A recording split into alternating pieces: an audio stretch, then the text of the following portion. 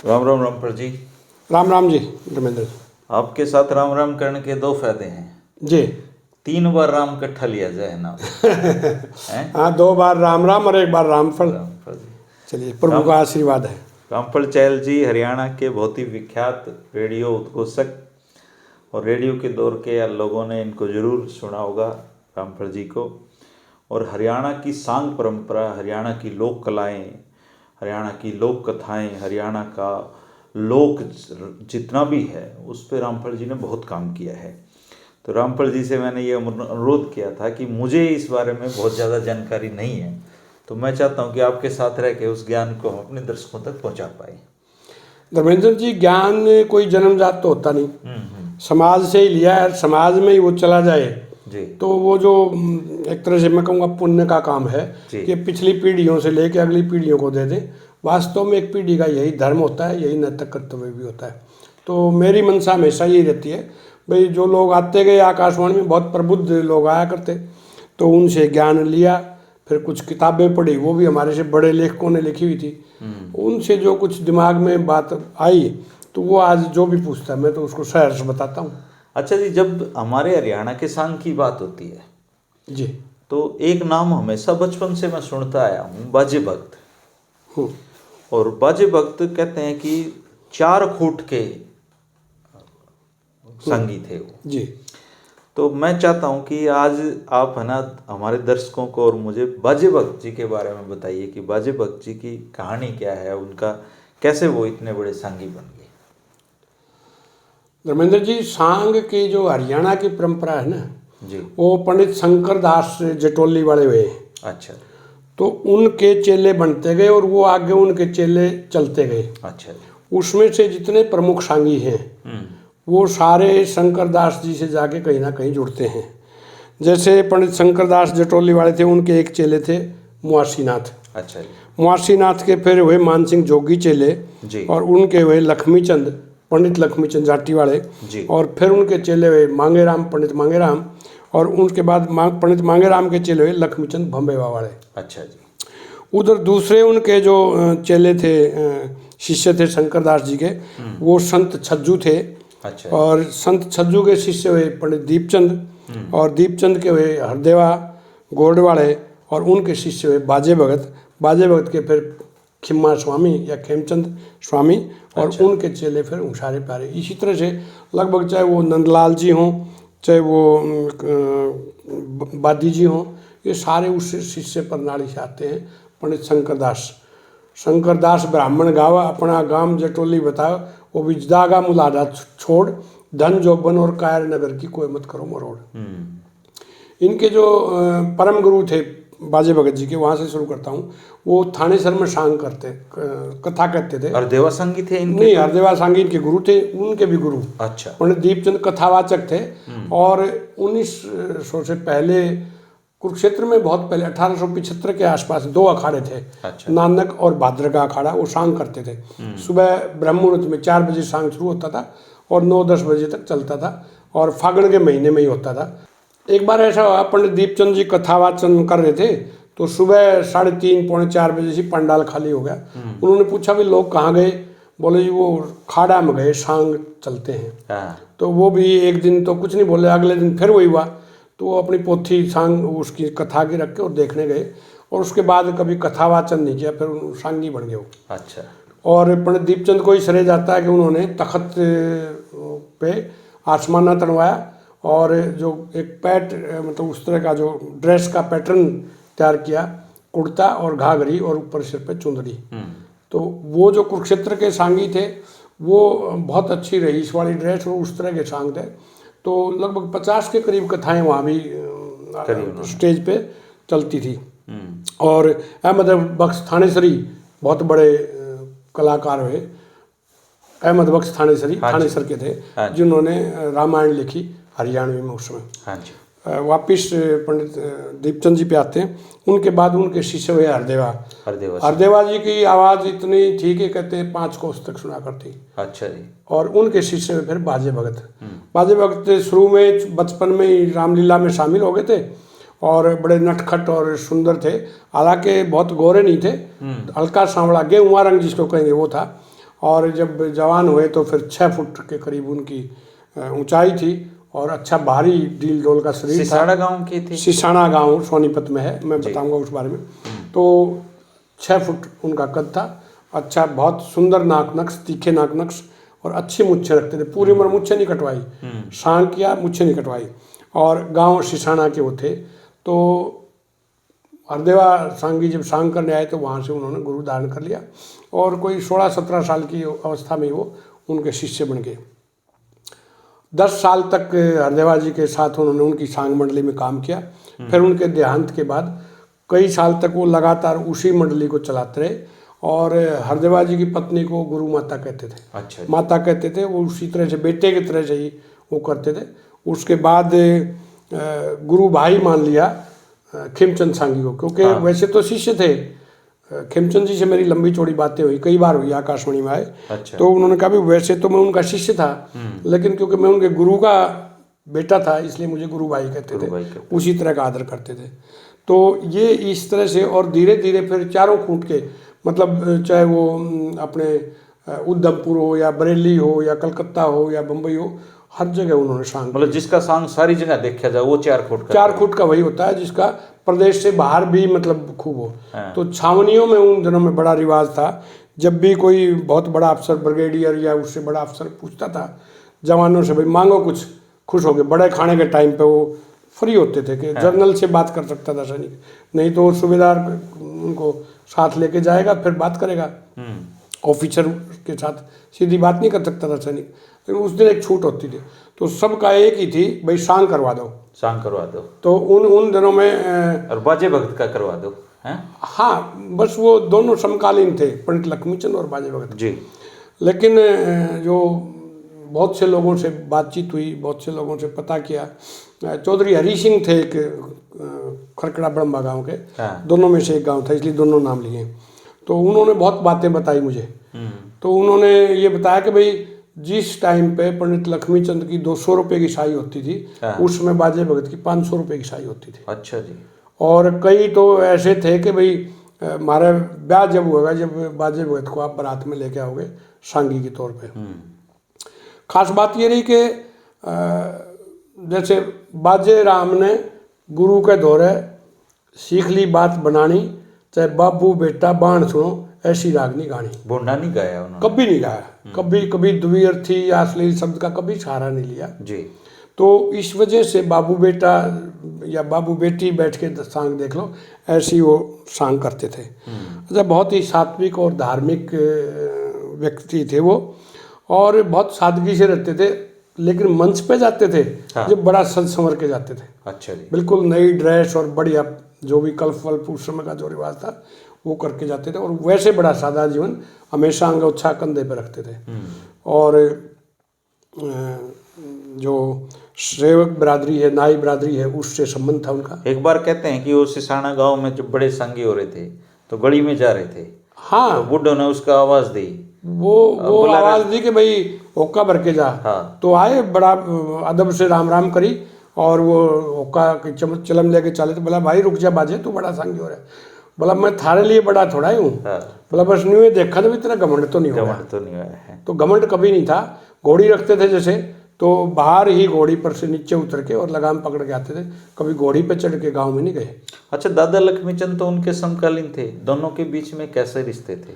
बहुत अच्छे रिश्ते रहे, बहुत अच्छे, क्योंकि वो जमाना ही कुछ ऐसा था कि जो प्रतिस्पर्धा थी वो कला की प्रतिस्पर्धा थी, व्यक्तिगत प्रतिस्पर्धा नहीं थी कभी भी। अच्छा जी। कुछ लोगों ने बाद में बहुत बातें फैलाई। एक बार कहते हैं कि किसी नांगलोई के उसमें उन्होंने पंडित लक्ष्मीचंद जी को कंपटीशन में हरा भी दिया था। हाँ, ये मेरे पिताजी ने भी मुझे बताया और कई लोगों ने बताया कि भाई नांगलोई में ऐसे ऐसे कंपटीशन है, किसी अंग्रेज डिप्टी कमिश्नर ने करवाया था वो। और फिर उसमें जो है ना वो आंसू कविता पे उतरे आपस में। अच्छा। आंसू कविता पे उतरते उतरते फिर थोड़ा सा बीच में अश्लील का पुट आ गया, लेकिन फिर वो सवाल जवाब में जब चले तो बाजे भगत ने कहा कि धरती माँ का बना दीवड़ा, चांद सूरज की लो, गोरा करण आरता चाली, बता खड़ी क्या पहो। इस पे फिर पंडित जी को जवाब नहीं आया तो वो जीत गए। लेकिन जो मेडल उन्होंने दिया तो कहने लगा नहीं, मैं पंडित जी का आदर करता हूँ, और वो उनके पाँव की तरफ हाथ करके उनको देने की कोशिश की। पंडित जी ने कहा नहीं, आप विजयी हैं तो आपका ही रखिए। तो वापस डिप्टी कमिश्नर को ही वो दोनों, तो इतनी आपस में इस तरह की बातें थी उनकी। और वो इससे भी पता चलता है कि जब इनके देहांत का पता चला पंडित लक्ष्मीचंद जी को, तो सांग करे थे, वही सांग बंद कर दिया और कहा कि मेरी दाई बाजू टूट गया। ऐसे पंडित लक्ष्मीचंद ने? हाँ, कई लोगों ने बड़ी भ्रांतियां फैलाने की कोशिश की, वे उनका ये था वो था, ऐसा बहुत आपस में जो था। और जो इनसे बड़े सांगी थे उनके पास ही जाते थे बाजे भगत, और बिल्कुल जैसे जम्मू आमिर थे धनपत सिंह के गुरुजी, अच्छा। उनको भी गुरु के तुल्य मानते थे। और कई थे उस समय के जो देवी दत्त, पंडित देवी दत्त थे, तो उनको भी गुरु तुल्य मानते थे। कोई बात उलझ जाती थी तो उनसे बात करते थे। इनके सांग की खास बात ये रही कि धीरे धीरे इन्होंने, मेरे हिसाब से हो सकता है कम ज़्यादा हो, मेरे हिसाब से 16 किस्से इन्होंने लिखे। अच्छा जी। बाजे भगत जी ने। तो उसमें जैसे राजा हरिश्चंद्र का किस्सा है, नल दमयंती है, शकुंतला दुष्यंत है, कृष्ण जन्म है, आदि पर्व महाभारत का, पूर्णमल का है, गोपीचंद, पद्मावत, सरवरनीर, जानी चोर और अजीत सिंह राजबाला, हीरामल जमाल, रघुवीर धर्मकोर और सतवंती रूप बसंत। लेकिन सबसे जो फेमस किस्सा हुआ वो चंद्र किरण का हुआ। चंद्र किरण का हुआ। हाँ, अगर कोई कहीं भी इनमें से सबसे अच्छा तो चंद्र किरण का किस्सा जो इन्होंने गाया, इसको अमर कर दिया करके उनको। तो ये सुर, बुद्धि और ज्ञान, ये एक जगह होना, ऐसी त्रिवेणी थी बाजे भगत जिनके पास सुर भी था, बुद्धि भी थी और ज्ञान भी था, विनम्रता भी थी, कभी अहंकार नहीं किया कभी भी किसी को, और दानवीर बहुत अच्छे थे। अच्छा, कहते हैं वो अपनी जो गुरु माता थी, हाँ, उसको भी अपने सांग किया धन एक निश्चित रकम उनको अपनी गुरु माता हाँ, को देके हाँ, जब तक खेमचंद जी समर्थ नहीं हुए, हाँ, तो तब तक पूरा उसी तरह से जैसे गुरु जी का हिस्सा निकलता है ऐसे निकालते थे। निकलते। और खास बात ये थी कि जैसे 1 रुपये में 16 अन्य होते हैं, हाँ, तो 16 अन्य का बंटवारा सबके बीच में होता था। अच्छा, आपने 500 रुपये दिए तो उसको भाई 500 रुपये मिले हैं और ये इनाम आया है। हाँ, इनाम का भी बंटवारा करते थे। अच्छा, वो ये नहीं कि आज के कलाकारों की तरह मेरी पार्टी है तो सारा इनाम मेरा, ना, वो सब का बंटवारा करते थे। 2 अन्य जो थे वो बेड़े बंद के, यानी कि उनके खुद के। अच्छा, बाकी जितने थे उनको एक एक आना सभी को। और जो सीखने वाले थे, रसोईया था, हुक्का चलम भरने वाला था, उनको आधा आधा आना। इस तरह से 4 बार बांट रखे थे। हाँ, 4 आधे आधे आने और बाकी एक एक आना और खुद के 2 आने, इस तरह से बांट रखे थे।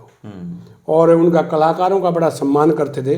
किसी भी कलाकार की खुद की बेटी की या उसकी सगे रिश्ते में उसकी जैसे भांजी है और कुछ है, वो शादी होती थी लड़की की, तो ना केवल फ्री में सांग करते थे बल्कि कन्यादान डाल के आते थे।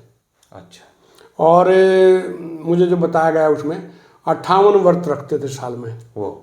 और व्रत वो नहीं रखते थे उस तरह का कि भाई मैंने आज खाना नहीं खाया और व्रत हो गया, ना, खाना बनवाते थे, बाकायदा उसको थाली में सजाते थे, फिर किसी ज़रूरतमंद व्यक्ति को खिलाते थे।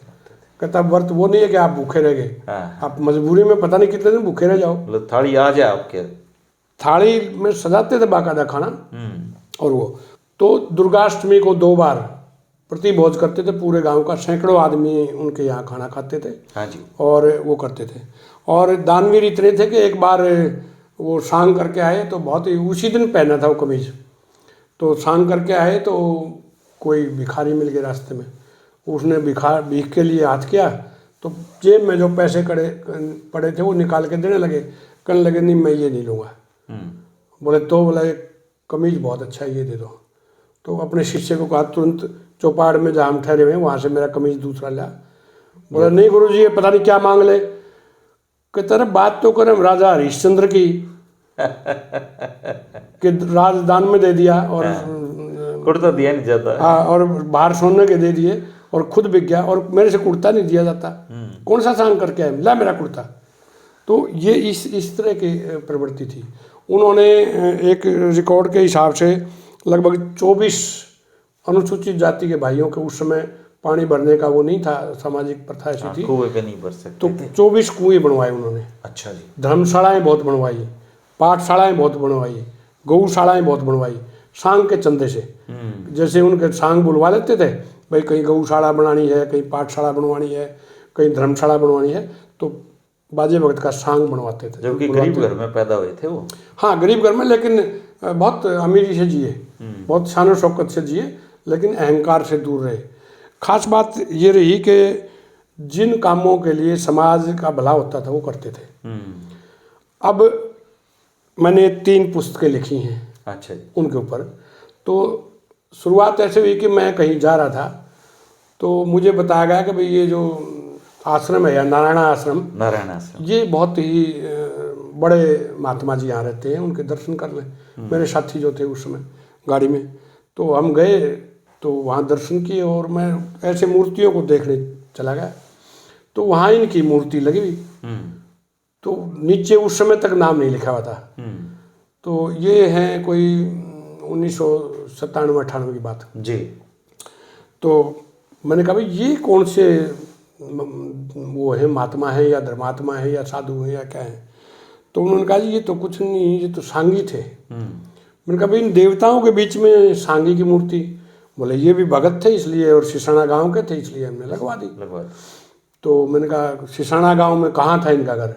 तो वो एक बात जहन में बैठी, क्योंकि रागनी हम सुनवाते थे, और था भाई कभी किस तरह का व्यक्ति तो रहा होगा, कल्पना थी उस समय तक। तो फिर इनकी मूर्ति देखी, उसकी फोटो वोटो उतरवाई, और वही फोटो आज इनकी मान्यता प्राप्त है, जो मैंने वो मूर्ति वाली थी। तो सबसे पहले मैंने प्रकाशित की।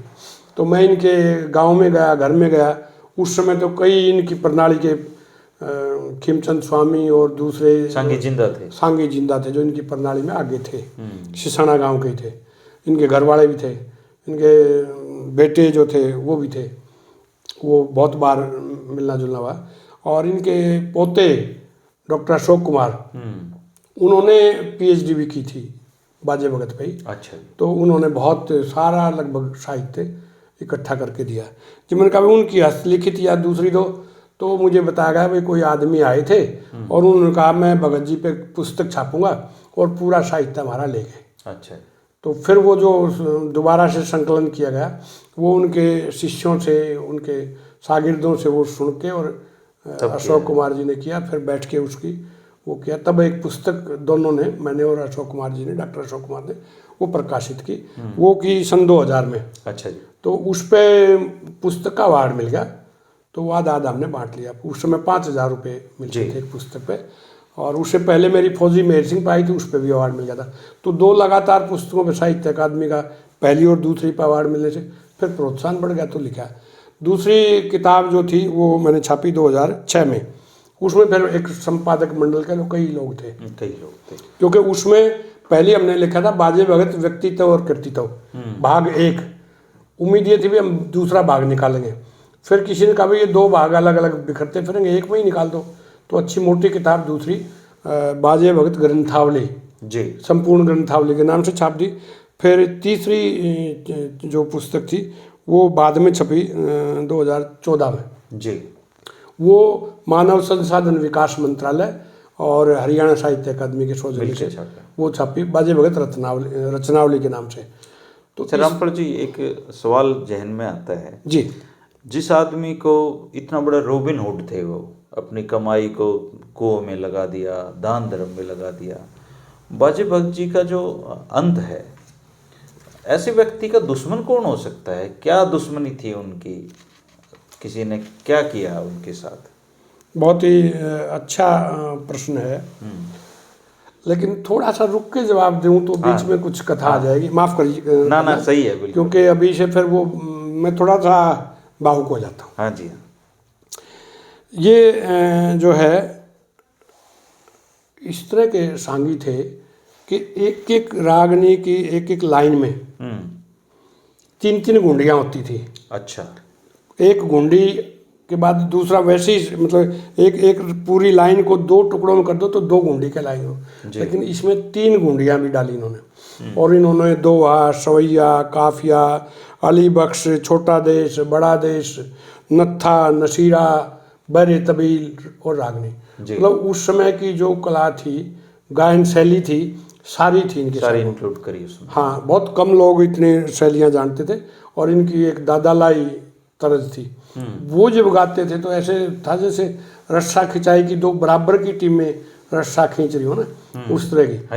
तो हाँ, तो वो था। और जो हरी सिंह ने मुझे बताया कि भाई मैंने बहुत सॉन्ग देखे उनके, तो जो जो रात चढ़ती थी तो आवाज़ बढ़ती जाती थी, और 2 कोस यानी कि 4-5 किलोमीटर तक उनकी आवाज़, उन दिनों में माइक भी नहीं थे, 4-5 किलोमीटर तक सुनती थी सुबह 4 बजे। और वो कहते हैं कि सारंगी की करद, नगाड़े की घोर, बाजे के बोल और मोरों का शोर, 4 बजे ये ऐसा एक माहौल बनाते थे संगीत में कि सब कुछ मंत्रमुग्ध हो जाता था। और लोगों को बीच में उठ के पेशाब नहीं करने की फुर्सत होती थी, वो सरकते रहते थे आगे में। और मतलब मान लो कोई आदमी कहीं बैठा है तो आगे में जोर इतना लग जाता है कि जैसे कुश्ती देखते हो ना आप, अच्छी कुश्ती या कबड्डी, तो हमारा भी जोर लगता है उसे, ओए मार देता।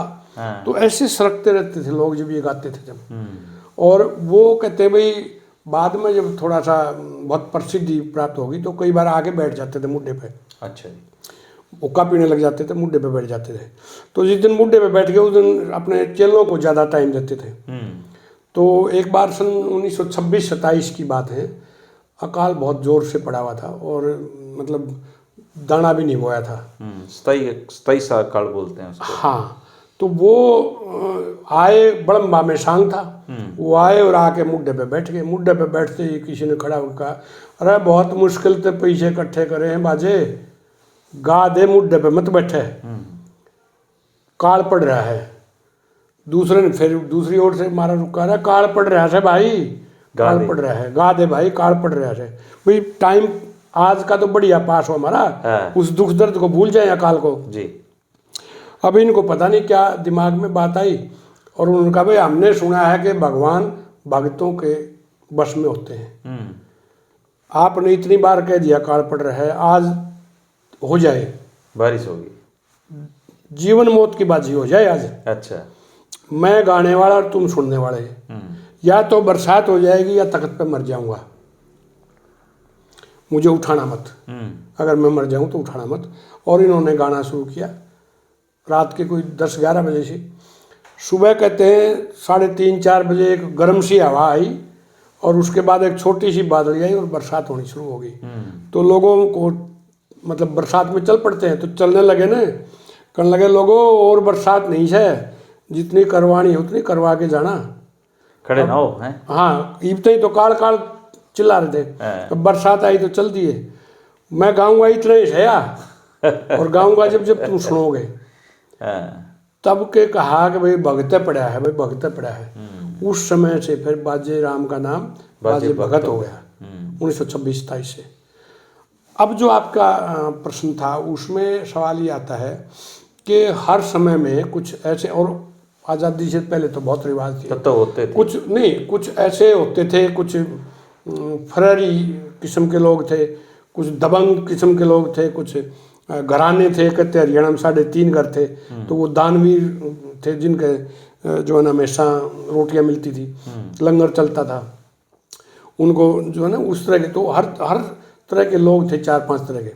तो जो बड़े कोई इस तरह के चौधरी थे जिनका रुतबा था समाज में, जिनको ना करने की हिम्मत नहीं थी, दबंग थे एक तरह से, उन्होंने कहा। बाजे भगत की एक खास बात थी कि अगर साई ले ली, मैंने मान लो 500 रुपये की साई दे दी, आपने जाके कहा कि भाई 700 रुपये दूंगा, नहीं, बोला मैं साई बदूंगा नहीं। उसको सांग की भाषा में कहते साई बदना। कई सांगी ऐसे थे कि ज़्यादा पैसे आते ही वो छोड़ दी, कलाकार आदमी है, हाँ, वो छोड़ दी, उसके पैसे वापस पहुंचा दिए, 10-20 रुपये जो एडवांस लिया होता था, 100-50 रुपये, और कहते भाई आज मैं नहीं कर पाऊंगा। तो बाजे भगत ने कभी किसी की साई नहीं बदी, तो उस तारीख की साई ले रखी थी। उसने कहा अरे भाई तू उसको, मैं तेरे को फालतू पैसे दूंगा, बोला नहीं मैं लूँगा नहीं। खैर वो आपस में बातचीत होते होते और उसने कहा कि तेरी इतनी मत, तू मेरे उसमें ब्याह में ना आवे, तेरी यह औकात। बोला जी देखो वो बात सही है, लेकिन मैंने साई ले रखी है। वो आदमी अपनी उसको मान गए, दिल पे ले गया, दिल पे ले गए। तो वो जो है बाजे भगत का सन 1998 में जन्म हुआ, शिवरात्रि के दिन, 1898 में बाजे भगत का 1800 शिवरात्रि के दिन जन्म हुआ। और उसी तरह का इन्होंने वो था। तो कोई 25 फरवरी को उस व्यक्ति ने कोई आदमी भेजा अपना, खुद नहीं आए, बड़े चौधरी थे, बड़े मतलब दबंग थे। तो वो आदमी भेजा और वो छत पे सो रहे थे 25 फरवरी को 1936 में। तो वो छुरा मार दिया। अच्छा। फरवरी में ठंड सी होती है तो वो रजाई या शोड़ लेके सो रहे थे, तो ऐसे उगाड़ा और रात के 10-11 बजे जाके छुरा मार दिया। तो तगड़े तो थे, पकड़ लिया उसको, पकड़ के पहचान लिया। अच्छा। और पहचान के कह दिया जा भाग जा। मैंने पहचान लिया, अगर मैं जिंदा रहा तो बदला ले लूँगा, नहीं तो देखी जाएगी। मैंने न्यू भी पता चल गया तू कौन है, और ये भी पता चल गया किसने भेजा है, और छोड़ दिया। उसके बाद वे सिविल अस्पताल रोहतक में उनको लाया गया, और वो एसपी उस समय के जो थे वो पहुँचे, और भी मौजूद आदमी थे। तो एसपी ने कहा एक बार नाम बता दे मेरे को, फिर मैं देख लूँगा। कहने लगा जी मैं अगर जिंदा रहा तो मैं खुद बदला लूँगा। अच्छा जी। और नहीं रहा तो मैं अगली पीढ़ियों को दुश्मनी छोड़ के नहीं जाना चाहता।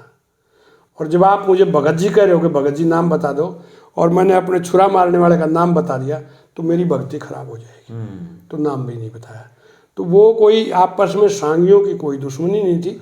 सच्चाई यही है, कुछ लोग ऐसी गरी बातें खामखा की बात थी, है ना, करते हो, पीछे से चलती हैं। तो मैंने इनके सुपुत्र थे, उनसे बहुत कोई 20-30 मुलाकातें हुई। अशोक कुमार जी से जो इनके पोते हैं, खीमचंद स्वामी से, और इनके शिष्य बहुत सारे थे गांव में, उनसे। तो सबने ये कहा भाई वो साई को महसूस करके भाई मैं इतना बड़ा हूँ। पर उसमें हरियाणा का तो बहुत बड़ा नुकसान कर दिया। हाँ, देखिए कि 98 से 36 सिर्फ 38 साल की उम्र में स्वर्गीय सिद्धारना, और उस समय तक 16 सांग, और ऐसे सांग के जिनका मतलब कमाल था उनका। नल दमयंती के किस्से में दमयंती से लोग प्रार्थना करते हैं भाई सब कुछ जिता दिया राजा महाराज ने तो, और आप जाके रोकिए, और किसी की हिम्मत नहीं है। वो पुष्कर के साथ जुआ खेल रहे हैं, तीसरा दिन निकला है और सब कुछ हार गए दाव में, तो आप जाके रोकिए। तो उस प्रजा के कहने से या मंत्रियों के कहने से रानी दमयंती वहाँ चली जाती है। सांग का वो है ये। तो रानी को देखते ही उनको गुस्सा आया, राजा नल को, दमयंती को देखते ही। उस मौके की जो बात कही उन्होंने, अरे नहीं लोड़ दौड़ क्यों रही मोड़, मारा तोड़ होने दे बाजी कार जी। नहीं लोड़ दौड़ क्यों रही मोड़, मारा तोड़ होने दे बाजी का। मर्दा की भरी सभा में आना, चाहिए था मन के मां शर्माना, ला दिया छतरा पण के लाना, अरे रही खता जता मिला मता बता के, काम तीसरे का जी कार। तो ये गुंडियाँ कहलाती हैं। इस तरह की, और उनका बहुत सारे सांग ऐसे। अगर वो लंबे समय जीवित रहते तो हरियाणा की सांग परंपरा को बहुत कुछ देखे जाते। बहुत कुछ दिया है, अभी भी दिया है। क्योंकि देखिए एक लोक कलाकार के रूप में जो उन्होंने जो कुछ गाया जी, वो बहुत महत्वपूर्ण है। उन्होंने लोक भावनाओं को, लोक आकांक्षाओं को और लोक अभिलाषाओं को एक समृद्ध बोली में, भाषा में ऐसी पिरोया है, मधुर वाणी दी कि लोग सांग प्रणाली से ऐसे जुड़ते चले गए उनके समय में भी और उनके बाद भी, कि कोई सानी नहीं है। भारतीय लोक नाट्य परंपरा की अगर बात करें तो देखिए कश्मीर का भांड पाथेर है, हिमाचल का करियाला है, पंजाब का नक्काल है, राजस्थान का ख्याल है, हमारा सांग है, यूपी का नौटंकी है, फिर जात्रा है, भवई है, माछ है, थिरुकुटु है, विथी नाटकम है, कथकली है।